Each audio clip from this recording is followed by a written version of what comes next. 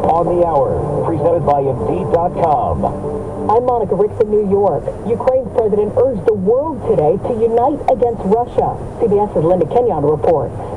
It is not only about Ukraine. President Volodymyr Zelensky speaking before the UN General Assembly, saying Russia's war against Ukraine is affecting the entire world. It is clear Russia's attempt to weaponize the food shortage on the global market. Mr. Zelensky also said if allowed to continue, Russian aggression will not stop with Ukraine. He told member nations it will be used against all of yours as well. 5 Americans are back in the U.S. now after their release from Iran. Special Presidential Envoy Roger Carstens flew with them.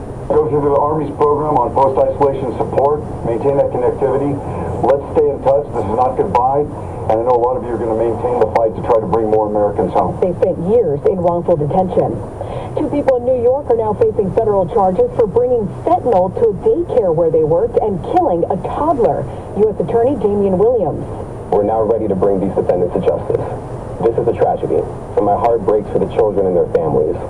But I promise you this, we're going to keep fighting for justice. In this case and in every other case involving this deadly poison. 3 other children were injured there. House Democrats introduced new legislation today to protect voting rights for people of color. House Democrats are ready to get into some good trouble. Democratic Representative Terry Sewell is quoting the late civil rights lawmaker John Lewis, who was nearly killed on what's known as Bloody Sunday, which led to the passage of the 1965 Voting Rights Act. Sewell says extremist Republicans are again trying to dilute the power of the black vote, and this legislation will protect that right for everyone. And CBS's Allison Keyes.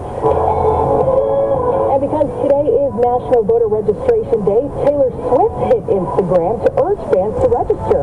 She says she's heard their voices at her shows and knows how powerful they can be.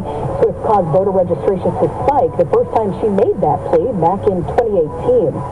Former President Trump plans to skip the next GOP presidential debate next week in California. Political analyst Larry Sabato says that's 2 in a row. Trump doesn't face any consequences for the decision because his opponents in the Republican Party aren't strong enough to make him face the consequences. Trump will be in Detroit talking to auto workers instead. And Vanna White just signed a new deal to stay at Wheel of Fortune another 2 years with a pay raise. Believe it or not, she hasn't had one in 18 years. Her new co-host, Ryan Seacrest, will make $28 million. This is CBS News. Well, that's today's news. Today's news. I didn't hear any good news, did you? I didn't think so. I guess it's all about perspective. The glass is half full. Well, as always, I want to thank you again for coming along with me on these Dash Cam News adventures. You know the drill. Peace, love, and all that hippie jazz. Bye-bye, everybody. It's 80 degrees.